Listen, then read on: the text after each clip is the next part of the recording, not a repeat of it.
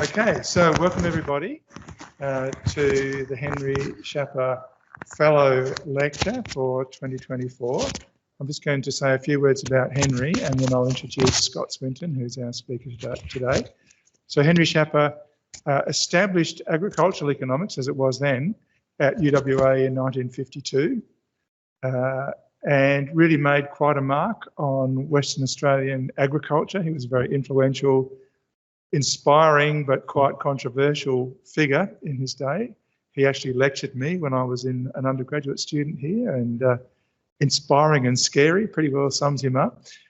And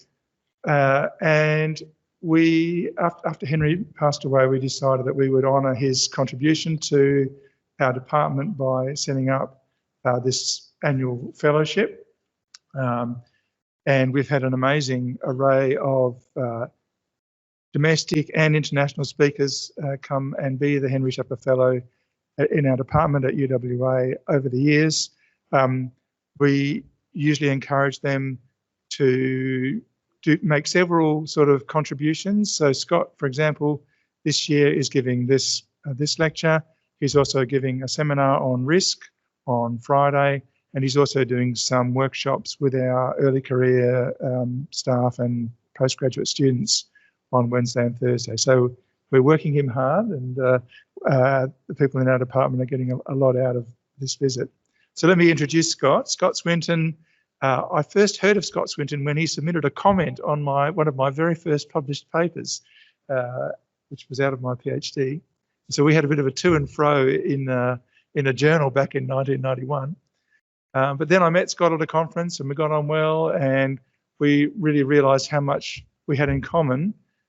Scott's work, like mine, is very much at the boundary between agriculture and environment, and we've done a whole range of different types of work, but I think if you're going to sort of characterise the most common theme, it's sort of that crossover space between agriculture, farming systems, farm management, and environmental impacts, conservation, and so on.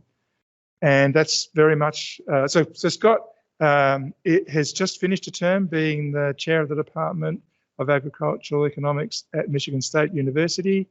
He's a former president of the Agricultural and Applied Economics Association in the US and a fellow of the ARE-UWA as well. Got an amazing track record of publications. So we're very, very lucky to have him to speak to us today. And his topic is very much in that crossover between conservation and agriculture, looking at precision conservation agriculture. So welcome, Scott.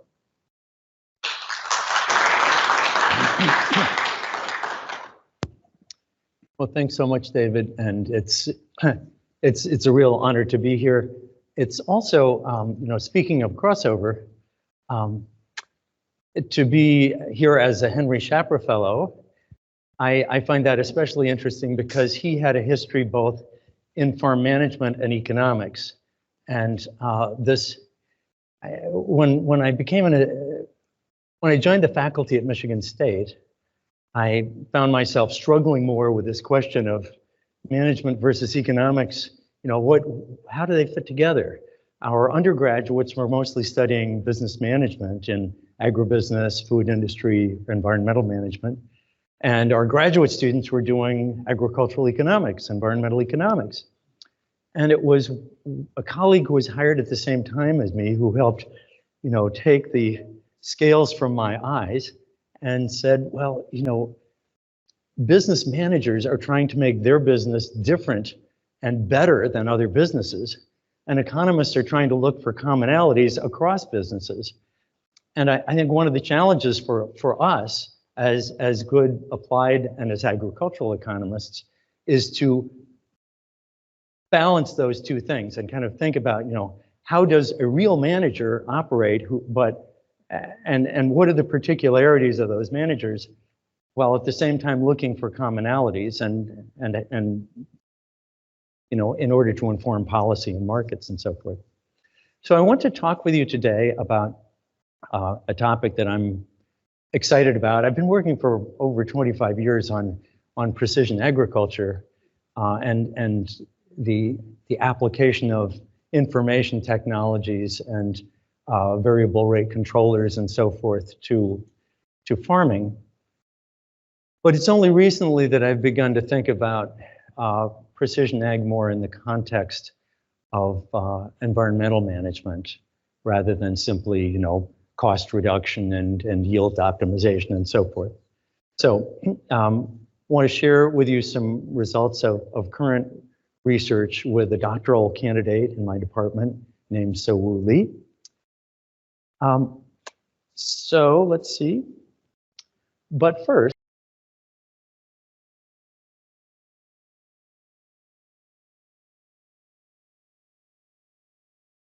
okay. So here's a quick view of where we're going.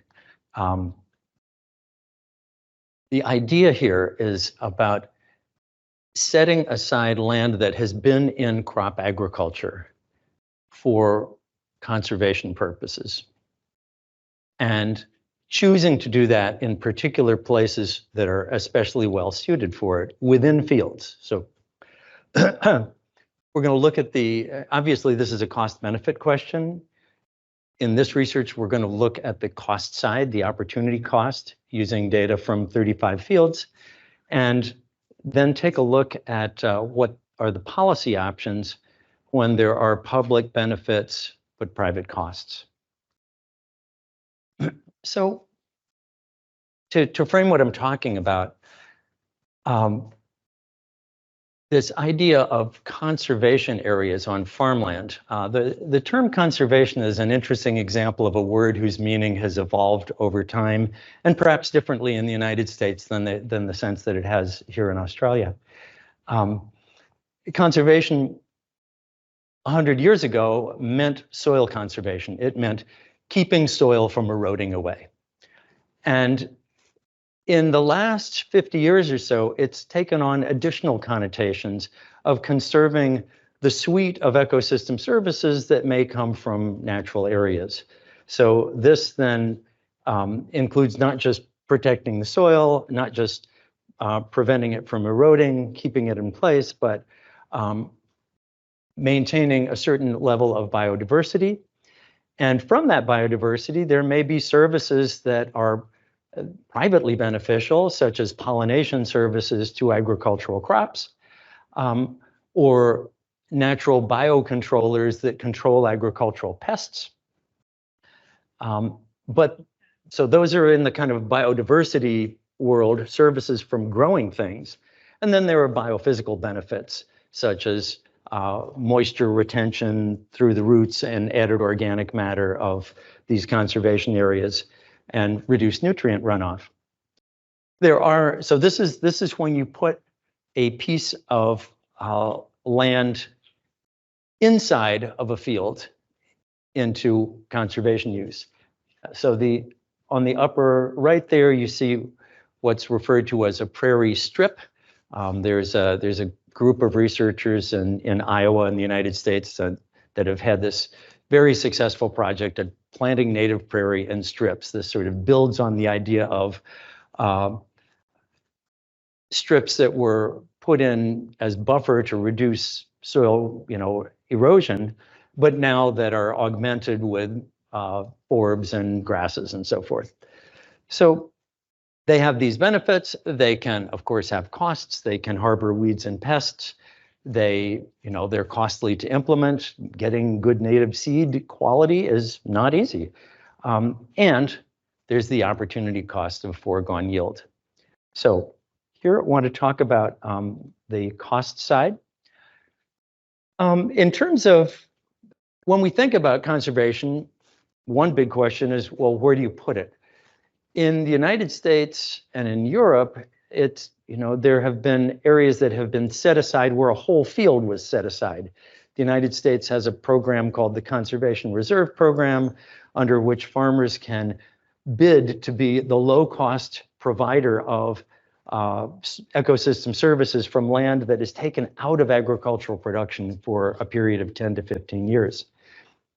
But the innovation more recently is research on setting aside land that's inside of a crop field. And there's a whole bunch of ecological research going on including colleagues of mine, examining, how do we measure the benefits of those things? So the strips, which has been the main approach done, they're easy to farm around because they're in rows. But the other thing about a strip is it goes straight across. So there may be some very high yielding areas, and it's going right through those high yielding areas, and those are getting taken out of production. So there can be a significant opportunity cost with this sort of strip approach.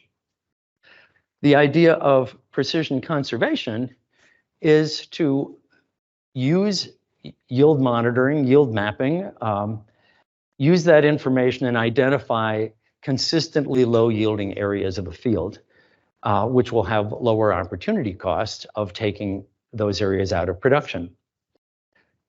And apart from using the data from yield maps, the other kind of precision technique that's valuable is that we've now got precision guidance systems that, where the only reason to have a person on board is to kind of call up and make arrangements if there's a problem. But, we have farmers farming at night with guidance systems, and that makes it possible to farm around more irregular areas than would have been done in the past. So I want to give you a sense of what this is about with 4 pictures. These are profitability maps, so, net return maps from one farm over 2 years. So each of these areas is a farm field, and you can see the scale of 1 mile there.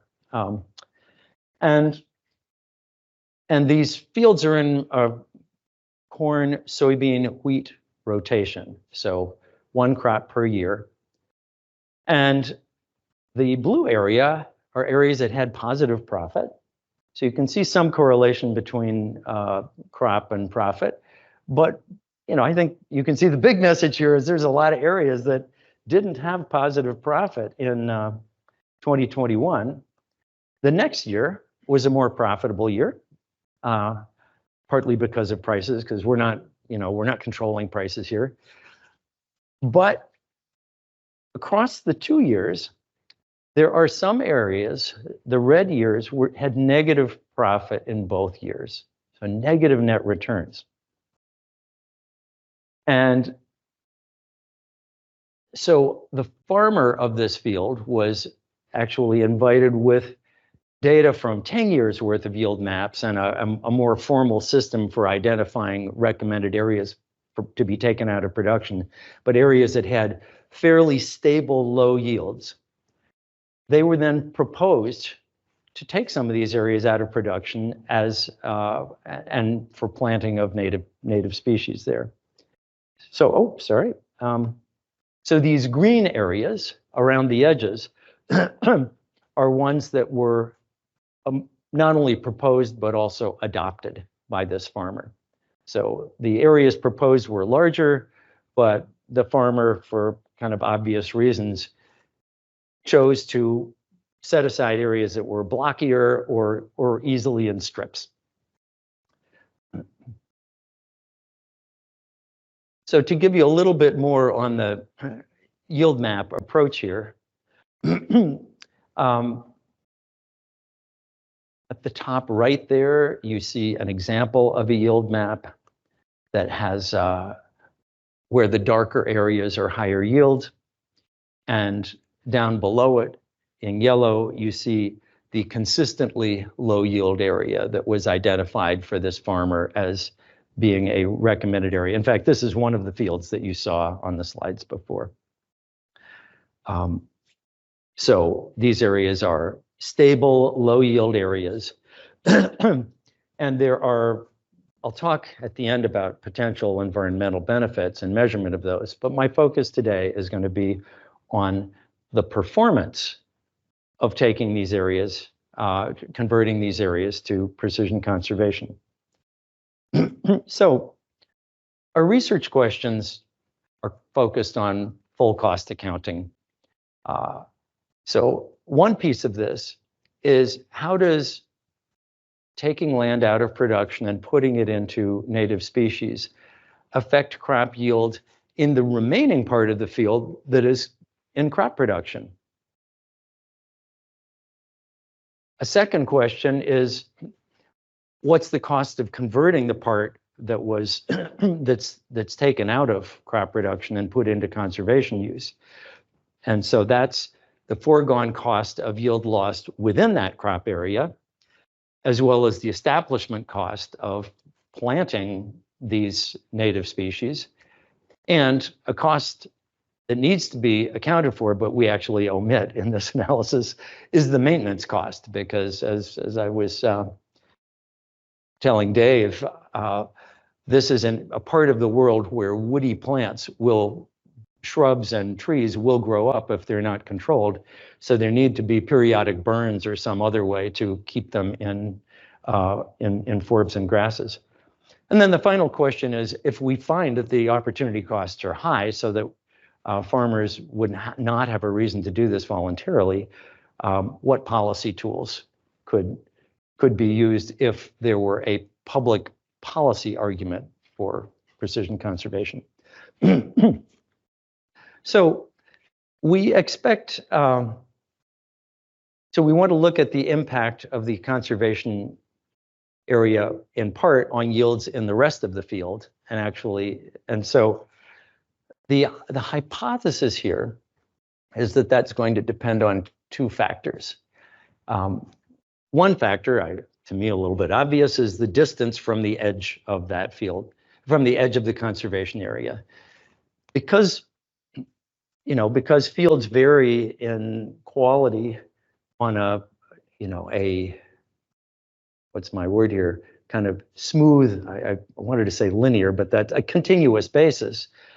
When you draw a line and you say, okay, on this side of the line, yields are low, and on that side, they're higher, you're actually drawing it through a continuous gradation of yields.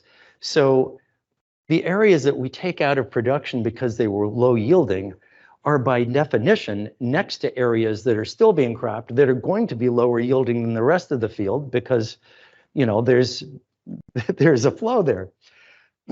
So the distance variable is in part just based on that quality gradient that has nothing to do with what's been planted in the conservation area.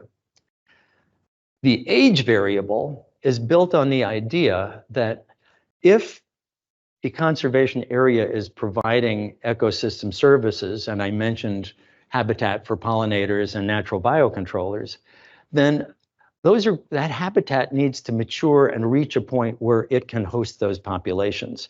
And when you first plant it, especially some of the forb species are rather slow to get established. And so before they're up and flowering and starting to attract pollinators and so forth, in the first year or two, you may not see much of an effect. So building a statistical model, we wanted to have an age variable there.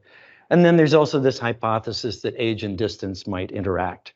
So what we're doing here in that schematic is the green area is a conservation area, and then we're looking at the distance between the inner edge of the conservation area and different spatial units in the field. So that ear of maize represents one pixel that's at a certain distance, but we have distance functions here that are looking at how far away the field area is from the edge of the new conservation area.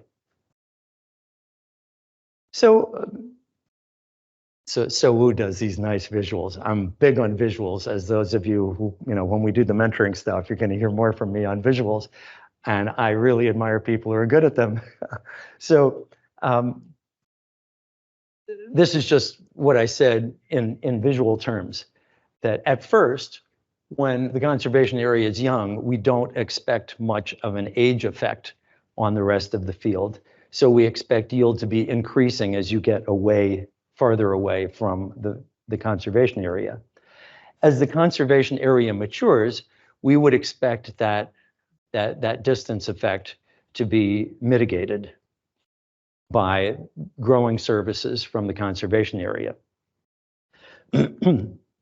And that there's a potential age by distance effect, but that there will be some factors that are simply based on site characteristics like soil quality and position in the landscape, topography, that are not going to be affected by the conservation area. That's just the nature of the field.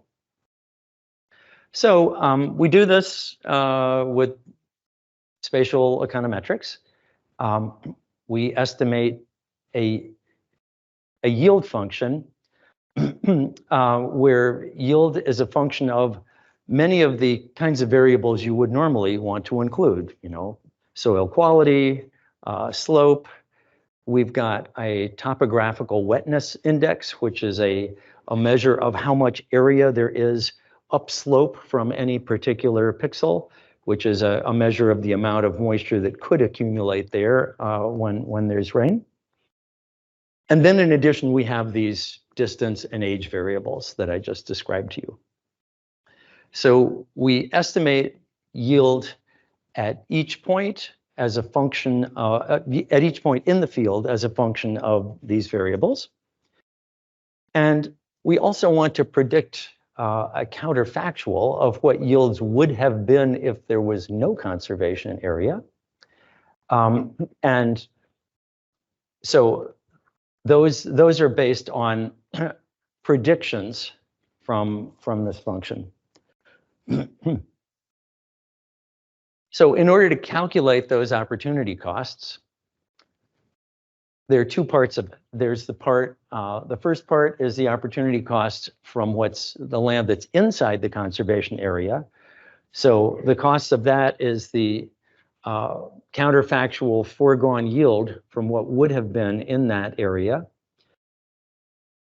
minus cost of production. So from foregone yield, we're subtracting costs that now you don't have to incur because you're not producing there anymore.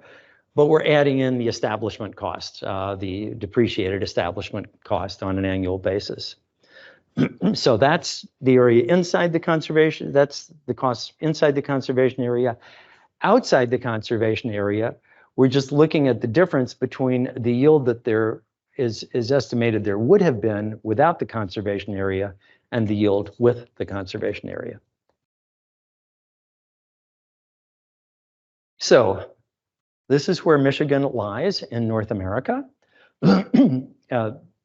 The interesting thing from an ag production standpoint about Michigan is that it's surrounded by very large lakes, and those moderate the climate. And as a result, it actually has very diverse agriculture. I'm talking about major grain crops here, but it's most of the fruit and vegetable production in the United States is from areas near big bodies of water: California, Florida, Michigan, New York. These are all, and so anyway, we use 3 years of yield maps here. We use soil survey data. We use topographical elevation map data, and we use grain prices and input costs. So cutting to the chase here, what we are finding so far, and this research is still underway. There's more refinement to do on how we manage costs and prices, and we're going to move toward measures that are based on longer-term series than what we have here, because this is just based on 2022 prices, relative prices. But what we find is that there is a positive age effect on yields. As these conservation areas get older, they begin to have more benefit to the crops. There is also a distance effect. So the farther away something is, the higher the yields are. But there's no real interaction effect. So the positive distance effect is more or less what we expected because we're picking low yielding areas. The age effect, this is still early days, but it's interesting to see that it's positive. But there again, this could be because of particular weather years. So the kind of pulling this all together in terms of profitability effects, what we've found is that there is a positive opportunity cost. In other words, the costs are greater than the savings. which is basically saying that farmers who were not setting aside land were being sensible, which is actually not what my agronomist collaborator wanted to hear. But so these are in values in US dollars per acre, but you know, dollars. So you can multiply by 2.5 to get values per hectare, and then you can adjust for Australian dollars if you want. But the basic point you can see is that for corn, it came close to the 95% confidence interval overlaps 0, but it's dominantly well above 0. And for soybeans and wheat, the entire confidence interval was in the net positive cost area. So we see that private costs outstrip monetary benefits. And that if farmers were, if these particular farmers of these 35 fields were to adopt this without payments, and parenthetically, they are receiving payments from the research project that they're participating in, so they're actually not confronting these as direct costs, they would incur an opportunity cost of lost income in addition to the establishment cost. So I want to go from here. First, let me add a couple of caveats. One is that we did not include maintenance costs. There haven't been any incurred yet, but to do this, you know, if you're going to be thoughtful about this and capitalize expected maintenance costs, they should be built into the analysis.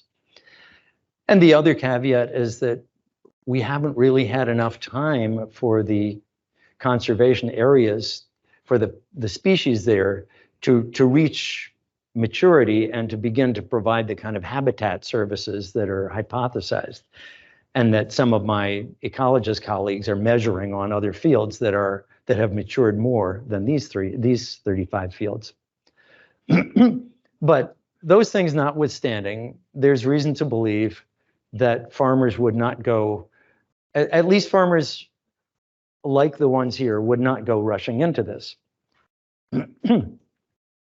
So now I want to kind of jump from these empirical results, which are in Sawu's dissertation, to a little more thinking with you about environmental policy. So, and you know, adoption of changed practices. So what would it take for precision conservation to appeal? One could think about this in terms of changing community norms. One could think about it, the message we have here is that simply doing it in terms of an information release, if you fully inform farmers, they're going to say, woohoo, maybe not. So I'm going to look more toward payment for ecosystem services. And so it's reasonable to assume that farmers would want to be as well off after the change as they were before the change. Years ago, a farmer that I interviewed about his willingness to adopt variable rate nitrogen application said to me, well, Scott, he said, you know, I like helping the environment, but we have to satisfy this wallet first. So, so what we found is that based on these couple of years of research, you would need payments of US $120 to $350 per acre. And so how reasonable is this in the policy context that I come from? Well, the US Conservation Reserve Program has these reverse auctions where farmers bid to be the low-cost provider of land that is set aside. And in Michigan, the typical payment over the last cycle was about $80 per acre. So that that comes out where the yellow line is here. I looked at some data from Germany, from the Common Agricultural Policy, where they have payments for biodiversity conservation areas or flowering areas. And there they were paying the equivalent of about $120 per acre, 281 euros per hectare. And that comes out as a little bit higher. So those would be in the ballpark for the maize, near the middle of the distribution for the maize, still a little bit on the low side for wheat, and for these years at least wouldn't be attractive for the soybeans. And just for your information, the cooperating farmers on this research are getting paid $175 per acre, which is higher than the EU level. So so that's what it would take for this particular set of information. So then the question is, well, would there be any public basis for paying this kind of money now? And let's talk about an environmental benefits value basis for it. There are other justifications for agricultural policy. So I like to separate this between the kind of private perspective of the farmer and public perspective of society. Because even farmers are not strict profit maximizers. Every farmer I know is a utility maximizer of some sort. And they say, well, of course I care about, the place, this is the place we live. This is where I raised my children. Of course I care about more than simply money, but it's also my livelihood. I have to make a living.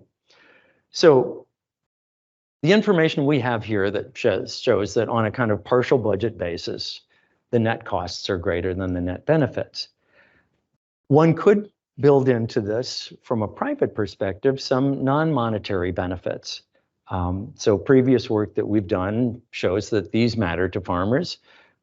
Aesthetics a little bit, better local water quality, and net benefits on weed and pest control. These are all private benefits that through previous research we've heard from farmers. From a public good kind of societal perspective, the monetary effect is small, although certainly the United States has a history of removing land for agricultural production in order to push up prices. In a world of freer global trade, the effects of doing that are small, especially from this kind of thing. So I think that's kind of trivial. But there are a number of non-monetary benefits that are arguably larger. Biogeochemical benefits to climate, from carbon sequestration, reduced emissions of nitrous oxide, reduced emissions of methane, water quality benefits from reduced nitrates in water supplies, and also some reduced phosphorus runoff and so forth. And biodiversity benefits. So I had talked about pollinators and natural pest control, but you've also got aesthetic benefits of butterflies and birds and those sorts of things. So if you want to get at those things, well, how do you measure them? And you all have been involved in some of this work and measuring them. There's some very good biophysical simulation models that can help us with the biogeochemical benefits. I think there's some interesting questions in terms of establishing public policy about the legal defensibility and the public acceptability of building policy around results from simulation models. Because as, who was it? Was it Professor Box who wrote that all models are wrong, some models are useful? But any of us who works with models has seen our models improve and say, oh yeah, that's how it was back 5 years ago. We don't use it that way anymore. So we can model these things, but we know that model estimates will fluctuate. So another big challenge is how do we measure biodiversity mediated ecosystem services that that are very site specific. So their spatial effects vary a lot. There's some important work going on this in simulation modeling, particularly the INVEST project out of Stanford University. But these are very hard to do, and if you want to, and a lot of the value has to do with relative abundance of something in a fairly local area. You know, like the area that over which a particular natural enemy of an agricultural pest might fly in order to do things. So that's hard to simulate. We have some sensing technologies, and of course these are falling in price, but not very well developed. What we are better at doing is sensing the kind of vegetation there is, and using that to draw inferences about what might be living where that vegetation is. But we're not very good at measuring, about measuring insects and other mobile forms of biodiversity. So some really interesting research challenges there for those of you who want to get into this. But ideally we would measure the spatial marginal values of services that came from precision conservation in particular fields. So that's a research challenge I just sort of lay out to you. I'll just want to tick off a couple of other little things we're thinking about. Precision conservation involves work in many small and sometimes irregularly shaped areas. And the kinds of policies that we have in the United States, and to my somewhat limited knowledge in the EU, those are based on well-defined areas. So we actually need to think about minimum allowable sizes for these conservation areas if there's going to be policy that's associated with the area. You don't want to, you want to allow some aggregation of little bits. We have to think about how to do payments. Flat rates are simple. I've done published some work on the transaction costs of auctions, and those can get high, and farmers just say, screw it, I don't care. It's too much work to do that. So in principle, it's sensible to have a variable payment, but it may be impractical to do that. Then there's the verification problem. If you have all these little areas, how do you tell if people are doing what they promised to do? And finally, this issue, do you use the word additionality here? Okay, yeah, this is a big policy issue among the people that I work with. Are we really getting anything more than what we had before by introducing this policy? So would in-field conservation add much more than what we're getting without this? Would it make an addition to the total ecosystem services provided? And even if it didn't make an addition, it might still lower the cost of providing the services that are being provided. So those are things we're thinking about. Let me then wrap up by saying that in this, this early pilot test of looking at results from actual fields where this has happened, we've found that the costs were greater than the benefits on a private basis. So there would need to be some more inducement in order for farmers to do this. So we need to think about measuring the public benefits if we're going to justify a policy that would pay farmers for ecosystem services. Those benefits are not easy to measure monetarily. The US and the EU have programs in place that do this kind of thing, but they're not based on careful measurement of the specific services being offered. And there's a lot of kind of hidden trade protectionism here that's really going in to support farmers that I think has been converted into agricultural policy. So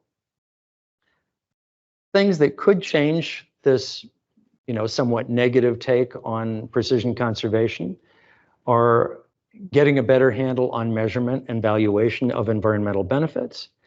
And the other thing is that we're seeing more technology-driven reductions in the costs of farming irregular areas and doing that kind of thing. So we could see some cost reduction in what it takes to do this kind of precision work. This is my co-author, the senior author, more appropriately, and Bruno Basso is the agronomist, soil scientist, ecologist, collaborator who I've been working with on this precision conservation project.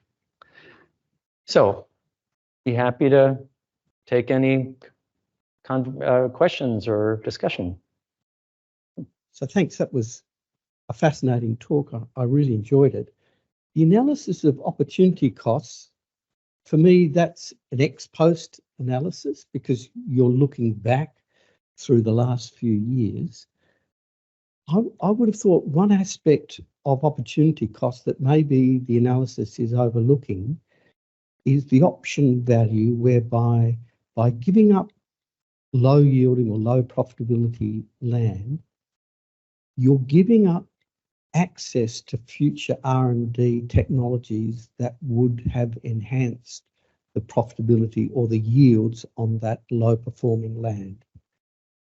And you can only capture that value with an ex-ante analysis, I think, where you're saying, as a farmer, yes, I'm prepared to give over land for conservation, but one of the future benefits I'm giving up is access to agricultural R&D that will boost the productivity of my crop enterprise. You react to that, or? So I think that's an interesting point. And it's always fun to speculate about what could happen in the future. And too often we fail to do that. We just sort of say, it's not possible right now, and therefore case closed. At the same time, Ross, I guess I'd say that I feel as though most of the R&D results that my sense of the history of agricultural R&D is that it has tended to increase the payoffs to good land more than it has helped in poor land, unless you had poor land with special characteristics such as salinity or high acidity or something. In some of these cases, the poor land is simply shallow soil or something that it's hard to think of what the R&D payoff would be. However, another angle here that we didn't think about yet, that you've reminded me of, is when you take some of the lower yielding land out of production, you raise the average yield expectation in the remainder of the field, and that has repercussions for crop insurance payoffs to the farmers. But it actually could be beneficial here because the way these are done in the United States, farmers are not compensated based on their own individual field. They're compensated based on a county average. So this actually could mean that higher odds of you got okay yields and you also get paid off. Tacklety, I think you've got your hand up. You want to unmute. Tackle is online. Thank you, Michael. Thanks, Scott. I have written my questions in the chat line. Just two quick questions. One is, could you say a bit more about what site characteristics you had in your model other than distance and edge of conservation? The other thing is, I was thinking about the distance as a linear effect. How easy is that to interpret? Because the further away you are from conservation, the higher your yield is. So I'm trying to think of a reference point. Why did you not make that a nonlinear function so that basically the effect would die out? You know what, is it Tadessa? Is that your name? Tacklety. Yeah. So, hi Lou. Yeah. Yeah. So you have just raised a question that was raised in Sau's proposal defense, which is a really, really great question. And that is, so what she's done is, the question is, how do you measure the distance? And what she's done so far is measure linear distance to the closest conservation edge. But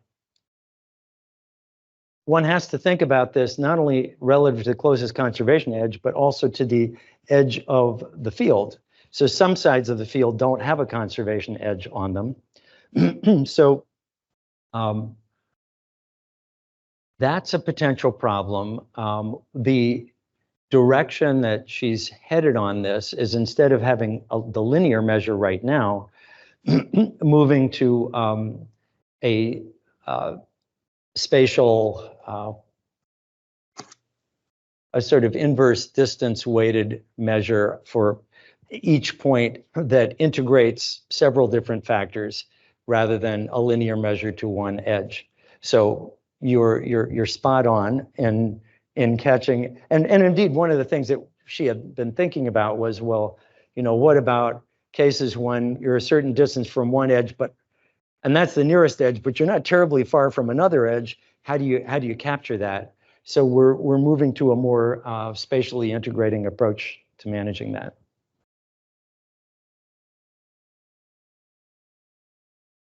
Thanks very much. So the hypothesis is that there's a yield benefit in the field from having the conservation strip, and you're measuring that, and that goes into your analysis. But if there's a field on the other side, you know, it's a strip, and then presumably that benefit would go into the other field, etc., because whatever the ecological benefits are, that. So in a sense, that unless you're measuring that effect on, now I don't know what these farms look like, but presumably for some of the strips there will be a neighbouring field, etc., and unless you measure any effect in that field as well, then you'd only be getting part of the benefit. Good point. We should be thinking about that. Okay, I thought that. Okay, and then I had another question, which was, what? So it's 35 fields. I don't know how many farms, if that's 35 farms or a small number of farms, etc. And you talked about, you know, the utility maximizing RUT. Are you getting any information from them about what obviously they're getting paid at the moment, but what their inclinations would be about after the project's over, etc., about what they feel about it? Would they continue? Any idea about what? It's always difficult to get willingness to accept, but what you think they would require in order to keep doing it, etc., just on that more human side. Yeah, so we haven't had that conversation yet, but I think that's a really important one to have. And I will say, on these particular fields, because of the nature of farming in our little corner of the world, there are lots of, you know, little woody strips and areas. This is not like the Central Valley of California or Central Illinois, where you just have planting fence post to fence post, and if you put in a strip here, there'll be a lot of cropland on both sides. So it's a much more varied mosaic of land, which probably means that the marginal value of adding conservation is less. Which is my way of saying that in most of these it's actually fairly legitimate to be looking into these fields. But having said that, we're not being careful about dealing with that, so we should. And in other areas, we could be seriously underestimating the benefits by looking at only one side when the other side's getting benefits also.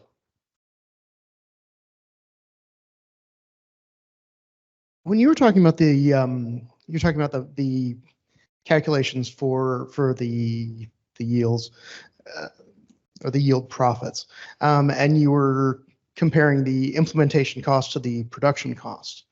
What was the relative magnitude of the difference between those? Are we talking about like an order of magnitude difference between implementation cost and production cost? Are they similar?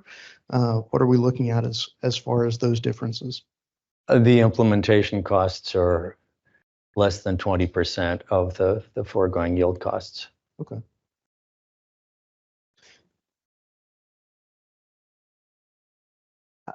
Clarification, just a clarification, is they're all low. Oh, they're all low lying, right? They're kind of low. Does that include potential trees that can grow high enough or not? And the reason I'm asking this is an earlier work that's been done here by colleagues is that if you have rows of trees, and particularly depending on which direction they're planted, where the main winds are, and all these sort of things, actually they could have positive effects on nearby crops, not negative ones. So that's why I'm asking. Your results could depend on the kind of conservation, what kind of plants you're occupying the land with. So thank you. That's a really great point, because what we've done is look at the difference between yields in the old footprint of the field and yields after adding the conservation strips. So to some extent, we're picking up effects of what was there before. But we had originally imagined, I had thought we were going to have sort of an archipelago of little low conservation areas, but when the farmers chose it, in 90+% of cases, it's right around the edges. And so there you really have to think about separating the old edge from the new edge. But in the part of the world where we are, they're not strong effects of wind and wind erosion. So the only areas where I see that as a clear benefit, there are a few areas of high organic matter soils, humisols, which when they dry out, they'll just completely blow away. And farmers, so those are vegetable crops and mint and so forth are grown on those fields. And those do have tree lines to protect them. But in most of this area, it's wind is not a big problem. Thanks, Scott. So just a quick observation on that. If you look at the plantings of trees or the maintenance of trees in the broadacre area here, it's mostly around the edge as well. I mean, they're not being paid to do it, but they've been encouraged by various conservation programs to do it historically, and that's where they've been put, I guess, for convenience, reasons. But my question was around, so you talked at the end about measuring the benefits to what's set against those costs, and you focused on the difficulty of actually measuring the value of ecosystem services that deliver ultimately financial benefits. I'm wondering whether your perspective on the potential role of sort of community-sourced values like existence values, non-market values from surveys and so on, that might also be considered. You think, is that realistic to consider? Is it not widely enough accepted, or they're just? I think I've got some colleagues who are looking into that, and I've been skeptical about the value of about community valuation because of the people whose opinions they've been measuring.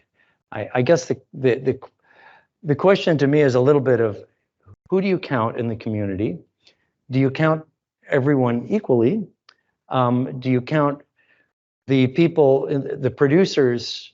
Is it kind of one person, one vote? Should you weigh the interests of the producers more heavily than other people? And where I've seen this done, there's also been a selection bias problem. They kind of go out and sort of advertise, who'd like to participate in a conversation about the value of good stewardship. So there are these value-laden terms that get put in, and then the people who show up are kind of singing kumbaya around, we need to make farmers different than they are. And so I don't see that as a particularly promising avenue. However, I could imagine that an arrangement that engaged farmers in more of a conversation, and it's hard for me to imagine how you would do this, but and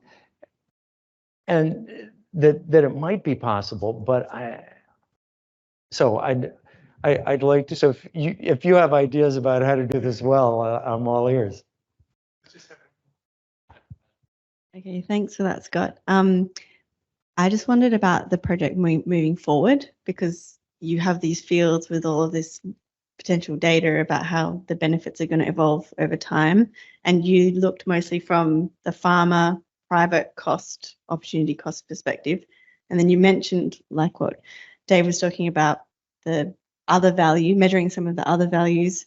Is this something the project will be doing in the future, or where to now, I guess? So the project supports a couple of entomologists as well, and they're doing field observations on these sites, but they haven't really gathered, they're only beginning to gather data.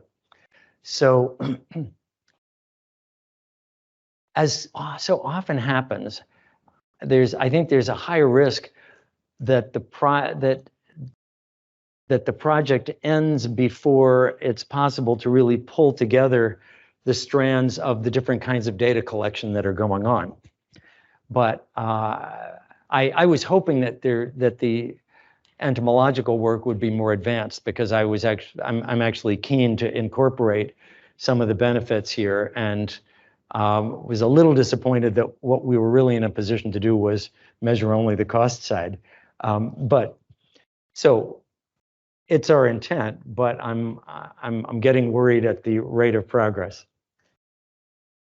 Right, thank you, Scott. I mean, these are really challenging projects to try and get to the bottom of very complex issues. So it doesn't surprise me that you get some of the way, but you never get the full way. That's pretty consistent with our experience too. Can we thank Scott again for a really interesting presentation?